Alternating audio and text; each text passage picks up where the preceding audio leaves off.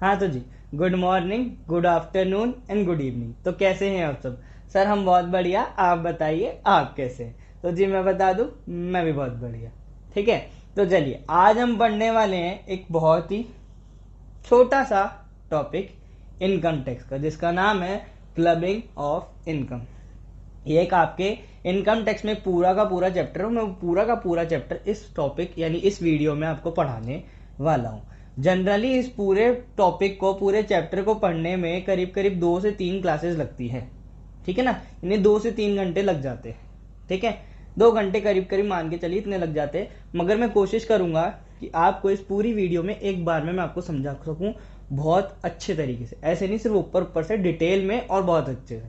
ठीक है, तो आप भले पहली बार भी इसको अगर पढ़ रहे हैं तो मैं कहूंगा आप इस वीडियो को देख सकते हैं। ठीक है, आपको समझ में आ जाएगा। मगर ध्यान रखना, क्वेश्चंस आपको करने पड़ेंगे, और मैं कह रहा हूं आपसे हो जाएंगे, मगर इस वीडियो को ध्यान से देखना। ठीक है, चलिए जी। और बुक्स अपनी, चाहे आपके पास आईसीआई का मॉड्यूल है, जो भी रेफरेंस बुक है आपकी, वो आप सामने रख के चलिएगा। ठीक है, तो चलिए पहले बात करते हैं क्लबिंग का मतलब क्या होता है। क्लबिंग का मतलब होता है कि एक्चुअल में इनकम कोई और अर्न कर रहा है। क्या एक्चुअल में इनकम कोई और बंदा कमा रहा है, मगर वो इनकम आपके हैंड्स में जुड़ रही है और आप उसके ऊपर टैक्स दे रहे हैं। इसको बोलते हैं क्लबिंग ऑफ इनकम। यानी कि क्या एक्चुअल में इनकम कोई और अर्न करके ला रहा है, मगर इनकम आपके हैंड्स में जुड़ेगी और आप उसके ऊपर क्या देंगे, टैक्स देंगे। इसको बोलते हैं क्लबिंग ऑफ इनकम। आई बात समझ में? जी हाँ सर। तो ठीक है, सबसे पहला प्रोविजन आता है इसमें सेक्शन नंबर 64(1)(a) का। क्या आता है? Section number 64(1)(a). देखना क्या कहता है। सेक्शन नंबर 64(1) है income of minor child. Income of minor child क्या है सर? ये इनकम ऑफ माइनर चाइल्ड का मतलब ये है कि अगर कोई, पहले तो समझ लिए माइनर चाइल्ड का मतलब आप सब जानते होंगे, यानी कि वो वो चाइल्ड जिसकी उम्र अभी क्या 18 से कम हो, यानी कि जो अभी 18 की एज क्रॉस नहीं किया है या 18 कंप्लीट नहीं किया है, तो उसको अपन क्या मानते हैं? माइनर चाइल्ड मानते हैं। ठीक है, तब समझना, अगर वो कोई इनकम कमा कर लाता है, अगर वो क्या कोई इनकम अर्न कर लाता है, तो वो किसके हैंड्स में टैक्सेबल होती है सर? वो उसके पेरेंट्स के हैंड्स में टैक्सेबल होती है। जनरल प्रोविजन समझना, अभी एक्सेप्शंस की बात नहीं कर रहा मैं। जनरल प्रोविजन ये कहता है कि अगर कोई भी माइनर चाइल्ड इनकम अर्न करके ला रहा है, तो वो उसके पेरेंट्स के हैंड्स में क्लब होगी। अब आपके मन में आ रहा होगा सवाल कि सर पेरेंट कौन से, मम्मी या पापा? तो समझना, देखिए एग्जाम्पल से समझाता हूँ। सपोज मानिए बी, ये हमारा कौन है? माइनर चाइल्ड है। ये हमारा कौन है? माइनर चाइल्ड है। ठीक है ना, यानी जिसकी एज 18 से कम है। सपोज मानिए एक दिन ये घर आता है, मम्मी मम्मी देखो मैं 5 लाख रुपए कमा कर लाया। मम्मी खुश हो गई। ठीक है ना, मम्मी मम्मी मैं क्या 5 लाख रुपए कमा कर लाया। ठीक है ना, पिताजी घर पर भी थे। ठीक है ना, पिताजी बोले अच्छा कमा कर तो लाया बेटा, अब टैक्स भी तो देना पड़ेगा ना। अरे चल कोई बात नहीं, उसमें तो क्या है। ठीक है ना, कमा कर लाया। अब बात ये आती है कि टैक्स कौन पे करेगा, मम्मी या पापा? समझना, पेरेंट्स में सपोज मानिए उसके पेरेंट्स है कौन? मिस्टर ए एंड मिसेज ए। तो बी जो इनकम, यानी जो हमारा माइनर चाइल्ड जो ये है, वो जो इनकम कमा कर लाया, वो उसमें उसके पेरेंट मिस्टर ए और मिसेस ए में से उसके हैंड्स में क्लब्ड होगी जिसकी income before including income of minor child ज्यादा हो। यानी कि इस 5 लाख को इंक्लूड किए बिना, सपोज मानिए मिस्टर ए की इनकम थी 20 लाख और मिसेज ए की इनकम थी 22 लाख, तो ये 5 लाख रुपए किसके हैंड्स में क्लब्ड होगी? तो देखा जाएगा कि किसकी इनकम ज्यादा है। तो इनकम किसकी ज्यादा है? मिसेज ए की ज्यादा है, तो ये 5 लाख रुपए किसके हैंड्स में क्लब्ड हो जाएंगे? मिसेज ए के 5 लाख। तो उनकी जीटीआई ग्रॉस टोटल इनकम कितनी निकल के आ जाएगी? 27 लाख रुपीज 27 लैक्स। और अब टैक्स कौन देगा? मिसेज ए। ठीक है, तो ये तो था हमारा जनरल प्रोविजन। ठीक है, अब बात करते हैं इसकी कुछ टर्म्स एंड कंडीशन और कुछ एक्सेप्शंस की। ठीक है, आगे देखिए, इसमें एक चीज और ध्यान रखना कि जिसके हैंड्स में ये क्लब्ड होगी इनकम, उसको एक एग्जेम्पशन मिलेगी, जो कितने रुपए की मिलेगी? 1500 रुपए पर एनम। ठीक है, पर मंथ नहीं, ध्यान रखना कितने पर एनम बोल रहा हूं मैं। ठीक है, 1500 रुपए पर एनम की क्या मिलेगी उसको? एग्जेम्पशन मिल जाएगी।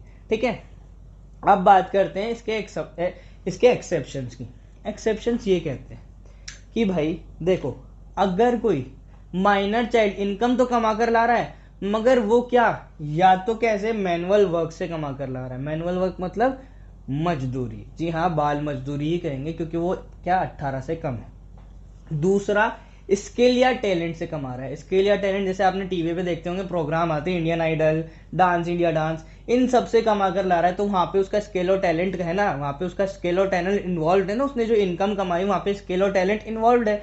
ठीक है, वो उसकी खुद की काबिलियत से कमा कर ला रहा है, तो वो उसके ही हैंड्स में क्लब्ड होगी। यानी वो ऐसी इनकम, मैनुअल वर्क या स्किल और टैलेंट वाली इनकम क्या पेरेंट्स के हैंड्स में क्लब्ड नहीं होगी। फिर बात करते हैं, अगर वो बंदा, अगर वो माइनर चाइल्ड डिसेबिलिटी से गुजर रहा हो, क्या डिसेबिलिटी, और डिसेबिलिटी भी कैसे, सीवर डिसेबिलिटी यानी बहुत ज्यादा डिसेबल्ड है। ठीक है ना, जैसे कि क्या, अब वो चाहे कैसे भी हो सकता है, मेंटल डिसेबल्ड हो, ठीक है, हैंडीकैप्ड हो, फिजिकली डिसेबल्ड हो, कैसे भी डिसेबल्ड है मगर वो सीवर डिसेबिलिटी है, ठीक है ना, उसके डॉक्टर ने उसको सीवियर डिसेबिलिटी डिक्लेयर कर रखा है, तो फिर वो इनकम कमा कर लाता है, तो वो पेरेंट्स के हैंड्स में क्लब्ड नहीं होगी, वो माइनर के हैंड्स में ही क्लब्ड होगी और वही उस पर टैक्सेशन उसके हैंड्स में लगेगा, यानी कि पेरेंट्स के हैंड्स में क्लब्ड नहीं होगी। ठीक है, बोले सर इससे फायदा क्या, अरे भाई फायदा ये हुआ ना कि अगर सपोज मानिए, अगर यहाँ पर भाई सपोज मानिए यहाँ पे पेरेंट्स की इनकम ऐसे होती, देखिए इनकी 5 लाख होती, इनकी 7 लाख होती, ठीक है ना। अब ये 5 लाख रुपए अगर इनके एंड्स में जुड़ जाएंगे, तो एक बार बताओ ये 10 लाख रुपए यानी 30% वाली स्लैब में नहीं आ जाएंगे, इनका नुकसान हो रहा है ना। भले यहाँ पर अब 5 लाख भी टैक्स दे रहा हो, तो 5 लाख में से 2.5 लाख पे तो जीरो टैक्स देगा, और बचे हुए 2.5 लाख के ऊपर 12,500 रुपए का टैक्स लगेगा, वो भी आपको रिलीफ मिल जाएगी। रिलीफ तो कैसे मिलेगी, 5 लाख, हाँ रिलीफ मिल जाएगी। आ रही बात समझ में, तो इसीलिए ठीक है रिलीफ मिल जाएगी। तो ऐसे है, ये फायदे हैं और ये नुकसान है इसके। ठीक है, तो चलिए अब बात करते हैं अगले प्रोविजन। अच्छा, इसमें एक चीज और सुन लीजिए कि ये एक बार जिसके हैंड्स में माइनर की इनकम, एक बार जिस पेरेंट्स के हैंड में क्लब्ड हो गई ना, आगे ईयर टू ईयर वो उसी के हैंड्स में क्लब्ड होगी। जैसे यहाँ पर मिसेज ए के हैंड्स में क्लब्ड हुई थी माइनर की इनकम, जो भी है उसकी इनकम मिसेज ए के हैंड्स में क्लब्ड हुई थी कि इनकी इनकम ज्यादा थी, तो ये हमेशा आगे आने वाले सारे असेसमेंट ईयर्स में किसके, मिसेज ए के ही हैंड्स में क्लब्ड होगी, अनटिल एंड अनलेस इनका असेसिंग ऑफिसर सेटिस्फाइड ना हो कि इनकी इनकम इसके हैंड्स में क्लब्ड हो। ठीक है ना, वरना नॉर्मली जनरली वो मिसेज ए के ही हैंड्स में क्लब्ड होगी, जब तक मिस्टर ए के हैंड्स में क्लब्ड नहीं हो सकती, जब तक इनका असेसिंग ऑफिसर सेटिस्फाइड नहीं हो जाए इनके दिए गए एक्सप्लेनेशन से। आई बात समझ में कि क्यों इन मिस्टर ए के हैंड्स में क्लब्ड करवाना चाहते हैं, आ रही है बात समझ में? जी हाँ भाई, समझ आ गई सर। ठीक है, अच्छा अगर भाई मिस्टर ए या मिसेज ए का डिवोर्स हो रखा हो तो क्या करोगे? तो फिर जिसकी कस्टडी माइनर चाइल्ड की, जिसके हाथ में कस्टडी दी गई है माइनर चाइल्ड की, वो उसके हैंड्स में क्लब्ड होगी। आ रही बात समझ में? ये ध्यान रखना। तो चलिए सर, हाँ सर आ गई बात समझ।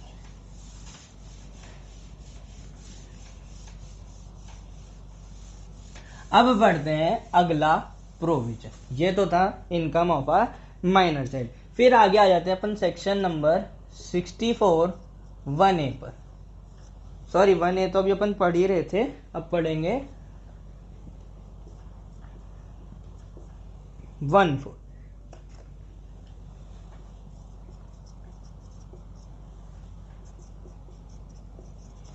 Asset transferred to spouse, asset transferred to spouse. सुनना, स्पाउस का मतलब कौन सर? जीवन साथी। बोले हाँ भाई, स्पाउस का मतलब कौन? जीवन साथी। अब जीवन साथी हस्बैंड के लिए वाइफ और वाइफ के लिए हस्बैंड, इतना आप समझते होंगे। ठीक है, बोले हाँ सर बहुत अच्छे समझते हैं। बोले ठीक है भाई।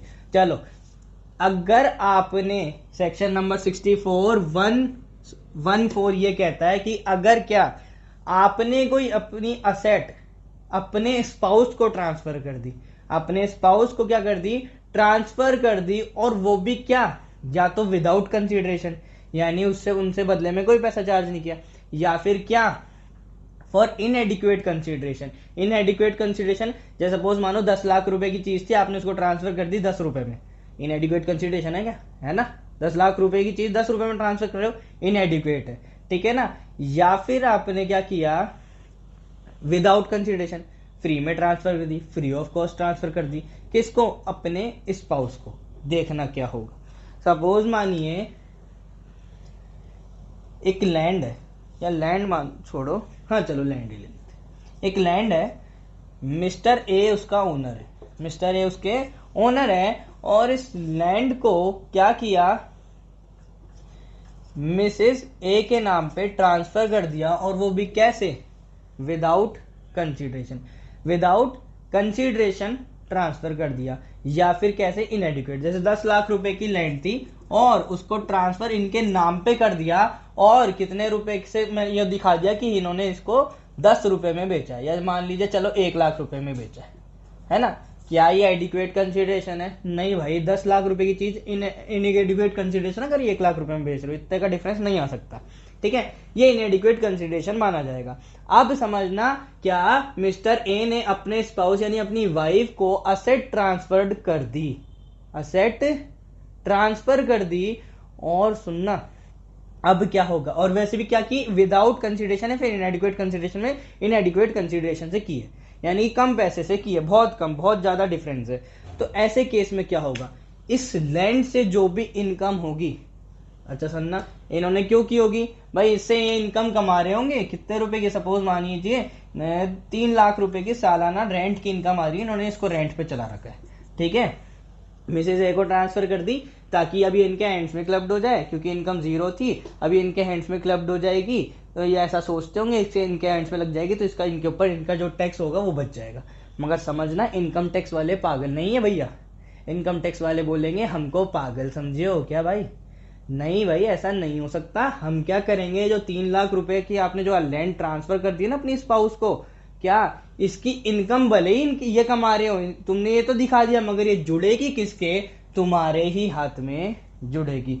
क्योंकि क्या, if a assessee transfer his asset और her asset to his spouse without adequate consideration, without adequate consideration और विदाउट कंसिडरेशन, ठीक है ना, या तो एडिक्वेट कंसिडरेशन नहीं है या फिर कंसिडरेशन ही नहीं है, तो माना जाएगा उससे जो इनकम कमाई जा रही है उसके स्पाउस द्वारा, वो किसके हैंड्स में क्लब्ड होगी, असेसी के, इंडिविजुअल के खुद के ही हैंड्स में क्लब्ड होगी। आ रही है बात समझ में? जी हाँ सर, बात समझ में आ गई। चलिए जी, फिर आगे अपन पढ़ते हैं, एक सेकेंड, चलिए। अच्छा हाँ, तो टैक्स इनके ऊपर मिस्टर ए देंगे। अब समझना इसके ऊपर एक और चीज, इसके बारे में एक और चीज बताई गई है, ये प्रोविजन जब भी एप्लीकेबल होगा जब क्या, दोनों का डिवोर्स नहीं हुआ, दोनों का डिवोर्स नहीं हुआ, यानी कि मिस्टर और मिसेस ए की मैरिज जो है एग्जिस्ट करती हो, ठीक है ना। अगर मैरिज नहीं होगी तो स्पाउस भी नहीं कहलाए जाएंगे, है ना। तो ये प्रोविजन तभी एप्लीकेबल होगा जब मिस्टर ए और मिसेस ए की मैरिज एग्जिस्ट करती हो, ठीक है। दूसरी चीज इसमें एक और समझना कि इसमें सारी असेट आएगी विदाउट, सॉरी एक्सेप्ट कौन सी, हाउस प्रॉपर्टी, हाउस प्रॉपर्टी को छोड़कर सारी असेट्स इसके अंदर इंक्लूड की जाएगी। सर हाउस प्रॉपर्टी क्यों नहीं की जाएगी? अरे भाई हाउस प्रॉपर्टी इसलिए नहीं की जाएगी क्योंकि मैंने आपको इनकम फ्रॉम हाउस प्रॉपर्टी, अगर आपने मेरे से चैप्टर पढ़ा हो तो उसमें अपन पढ़ते हैं सेक्शन नंबर 27, जो कि डीम्ड ओनर का सेक्शन है, जो कि हाउस प्रॉपर्टी अगर अपनी स्पाउस को आप ट्रांसफर भी कर देते हो, ठीक है, तो वो भी विदाउट कंसिडरेशन या फिर इनएडिक्वेट कंसिडरेशन, तो उसके ओनर आप ही माने जाते हो। सेक्शन नंबर 27 ऐसा कहता है, डीम्ड ओनर, तो वो चीज तो वहीं आ जाती है, तो यहाँ तो इसको इंक्लूड नहीं किया गया है ना, इसलिए। चलिए जी, ठीक है, तो ये प्रोविजन मेरे ख्याल से आपको समझ में आ गया होगा, ठीक है। चलिए जी सर, अगला प्रोविजन पढ़ लेते हैं। हाँ जी,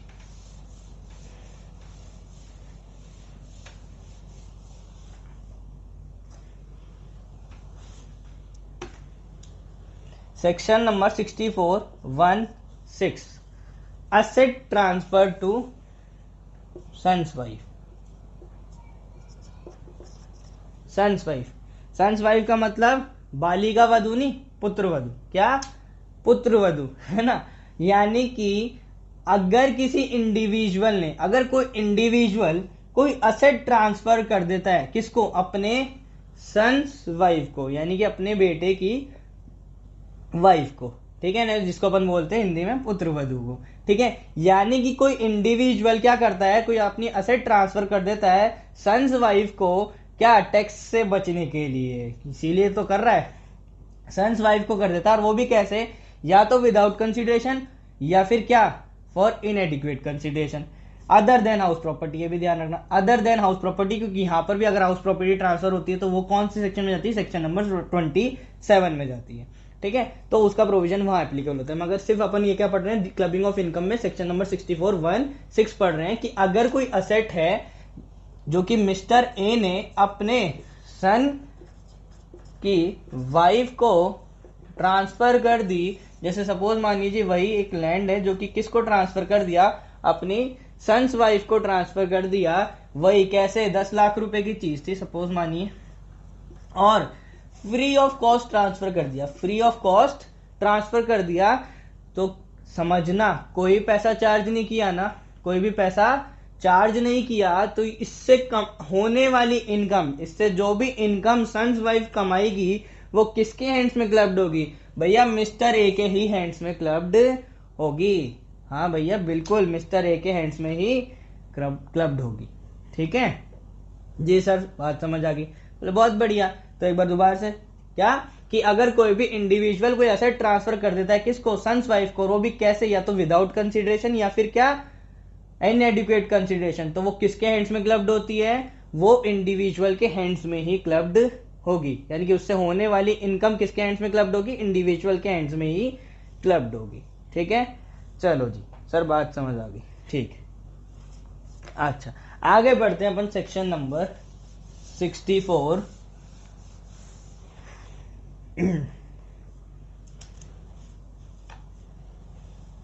17 एंड 18। चलिए एक साथ के लिख रहे हैं बताते हुए। देखो, सपोज मानिए कि कोई इंडिविजुअल क्या करता है? शाना बनता है ना, उसको लगता है उसमें बहुत ज्यादा दिमाग है, मगर उसको नहीं पता उससे भी ज्यादा दिमागदार इनकम टैक्स डिपार्टमेंट में बैठे। देखना वो क्या करता है, मिस्टर ए जो है ना, मिस्टर ए हमारा ये बहुत तेज है। मिस्टर ए क्या करता है, एक बॉडी ऑफ इंडिविजुअल है, इसको एक असेट ट्रांसफर कर देता है। इसको क्या कर देता है?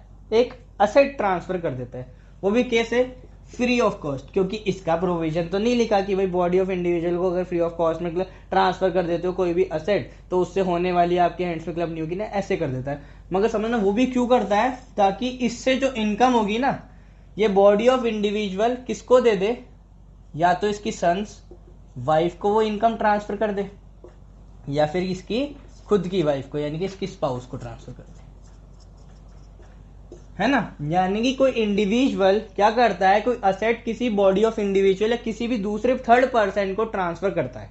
क्या कि एक इंडिविजुअल अपनी असेट एक थर्ड पर्सन को ट्रांसफर करता है, और उससे मिलने वाला बेनिफिट इनडायरेक्टली किसको मिलने वाला है? एट द अल्टीमेट बेनिफिट किसको मिलने वाला है? उसकी सन्स वाइफ को या फिर स्पाउस को। उस इनकम का बेनिफिट, उस जो लैंड जो उसने सपोज मानो वही लैंड उसने ट्रांसफर की, फ्री ऑफ कॉस्ट ट्रांसफर करी, ताकि वो क्या, उससे जो भी इनकम होगी वो इनकम किसको? ये body of individual sons wife या स्पाउस को ट्रांसफर कर दे। इस तरीके से उसने करना चाहा, ठीक है ना। तो भाई सिंपल सी बात है, इनकम टैक्स कहता है क्या कि सुन भाई इंडिविजुअल, अगर तू कोई असेट ट्रांसफर भी करता है, अगर तू कोई एसेट ट्रांसफर करता है किसी थर्ड पर्सन को, और उसका अल्टीमेट बेनिफिट किसको? तेरी सन्स वाइफ को या स्पाउस को ही मिलने वाला है। उससे जो बेनिफिट है, उससे जो इनकम हो रही है, उसका बेनिफिट किसको? तेरी सन्स वाइफ या फिर स्पाउस को ही मिलने वाला है। तो भाई सुन ले मेरी बात, वो जो इनकम है ना, वो हम मानेंगे कि ये तू ही कमा रहा है, और तेरे ही हैंड्स में क्या कर देंगे? इसको क्लब कर देंगे, तेरे ही हैंड्स में क्लब करेंगे और तेरे से ही टैक्स वसूल लेंगे, ठीक है। तो दिमाग मत लगा, तेरे को छोड़ेंगे नहीं हम, कैसे भी करके पकड़ ही लेंगे। आ रही है बात समझ में? हाँ सर, बात समझ में आ गई। चलिए जी, एक और चीज, ये इस टॉपिक का सबसे इंपॉर्टेंट प्रोविजन अपन पढ़ने वाले हैं। सेक्शन नंबर 64(1)(2), सेक्शन नंबर 64(1)(2) लेना। सेक्शन नंबर 64(1)(2) ये कहता है कि ये सेक्शन है income of spouse from a concern in which individual has substantial interest।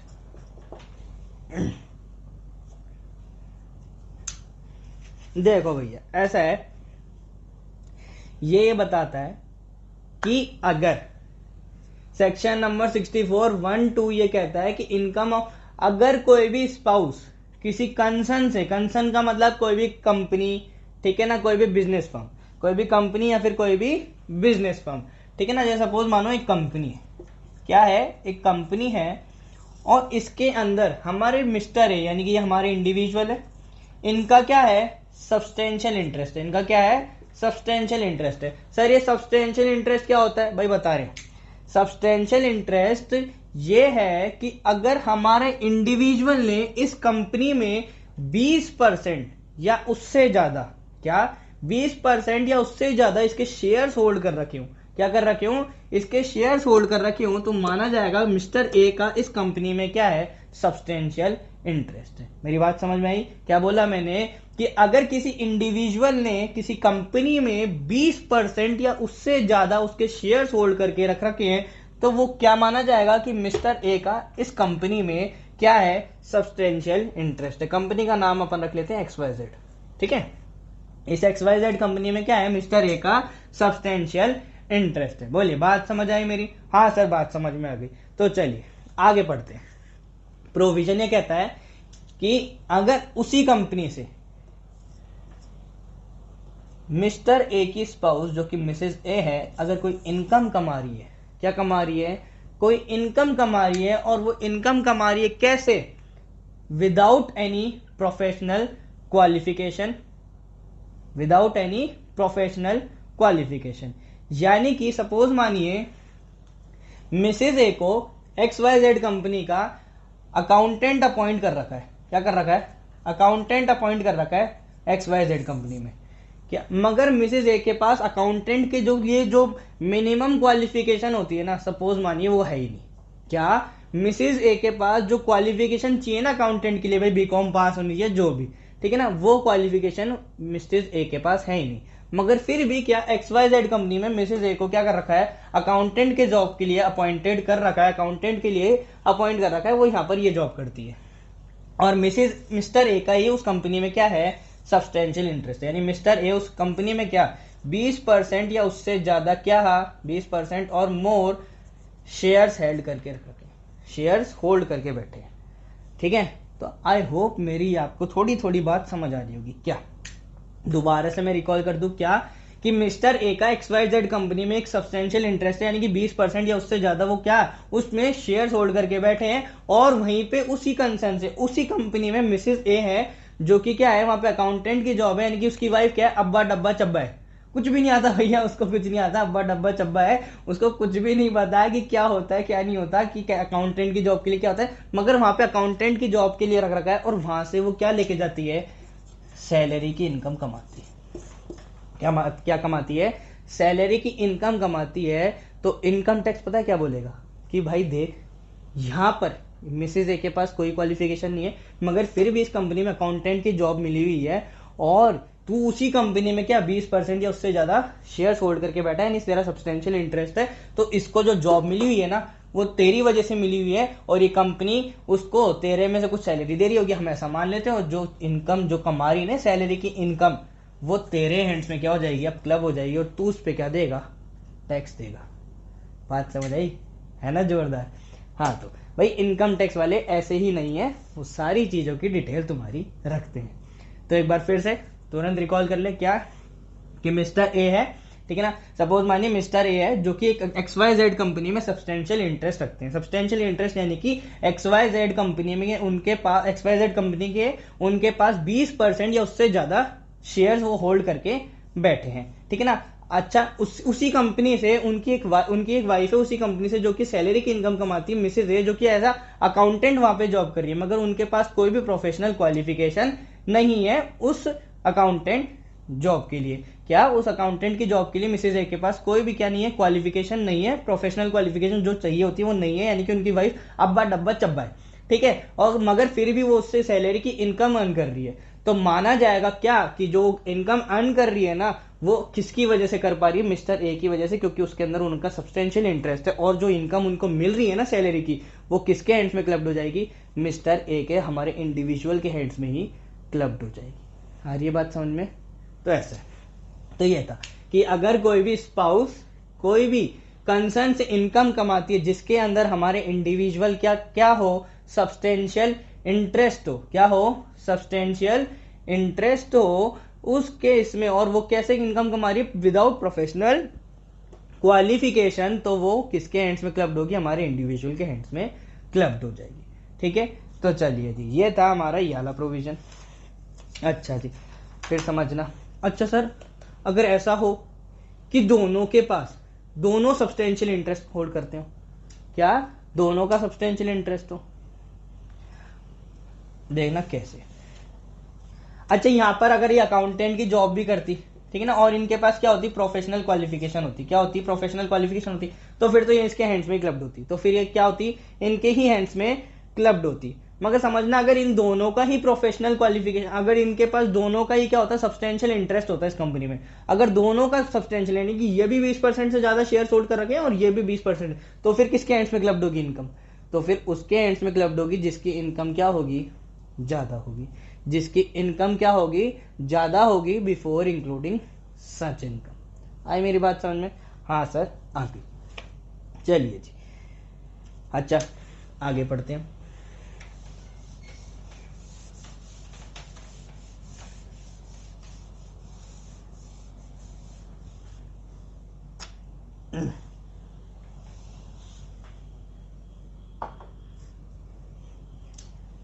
Section number 60, section number 60 ये कहता है, इनकम तो ट्रांसफर कर दी, मगर जिस असेट से वो इनकम आ रही है ना, वो ट्रांसफर नहीं की। इनकम तो ट्रांसफर कर दी, मगर जिस असेट से वो इनकम कमाई जा रही है वो ट्रांसफर नहीं की। देखना कैसे। मिस्टर ए है, जिनकी एक असेट है, मान लीजिए वही लैंड है, और उससे वो साल की 2 लाख रुपए या मान लीजिए 5 लाख रुपए क्या कमाते हैं, रेंट की इनकम कमाते हैं। और उनका एक फ्रेंड है मिस्टर एक्स, है ना, इन्होंने क्या किया, ये जो 5 लाख रुपए अर्न किए, ये क्या कर दिए, इनके नाम पे ट्रांसफर कर दिए, इनको ट्रांसफर कर दी, यूं दिखा दिया कि ये इनकम कौन कमा रहा है, मिस्टर एक्स कमा रहा है। अब इनकम टैक्स वाले देखेंगे, भाई लैंड तो तेरे नाम पे और इससे होने वाली इनकम तू इसके नाम पे दिखा रहा है, ऐसे कैसे। अगर तू ऐसे काम करता है तो भाई सुन ले, ये इनकम तेरे ही एंड्स में क्लब्ड होगी और तू ही इस पे क्या देगा, टैक्स देगा। तो सिंपल क्या, income transfer without transferring of asset. अगर कोई भी इंडिविजुअल इनकम तो ट्रांसफर कर देता है मगर असेट ट्रांसफर नहीं करता है, तो ऐसे केस में जो इनकम ट्रांसफर करी है ना, वो आपके ही हैंड्स में, इंडिविजुअल के हैंड्स में ही क्लब्ड होगी, और वही उसके ऊपर क्या देगा, टैक्स देगा। आ रही है क्या बात समझ में? हाँ सर, बात समझ में आ गई। चलिए जी, आगे। ठीक है, अब पढ़ते हैं, 2 तरह के ट्रांसफर होते हैं, क्या, रिवोकेबल और इररिवोकेबल। क्या होते हैं, रिवोकेबल और इररिवोकेबल। ठीक है ना, चलिए जी, रिवोकेबल और इररिवोकेबल। अगर कोई भी आपने असेट ट्रांसफर करी, क्या, अगर आपने कोई भी असेट ट्रांसफर करी और वो क्या है, रिवोकेबल। रिवोकेबल का मतलब होता है कि यानी कि जिसकी ओनरशिप आप वापस अपने नाम करवा सकते हैं। आप एक ऐसी पावर रखते हैं जिस जो कि आप उससे वापस क्या ले सकते हैं, ओनरशिप ले सकते हैं, तो इसको बोलते हैं रिवोकेबल ट्रांसफर। तो ऐसे केस में समझना, अगर आपने कोई असेट ट्रांसफर करी और वो रिवोकेबल यानी उसकी ओनरशिप वापस लेने के राइट्स रखते हैं आप, तो ऐसे केस में उससे होने वाली इनकम आपके ही हैंड्स में क्लब्ड होगी। हरी बात समझ में, वो क्या आपके ही हैंड्स में क्या होगी, क्लब्ड होगी।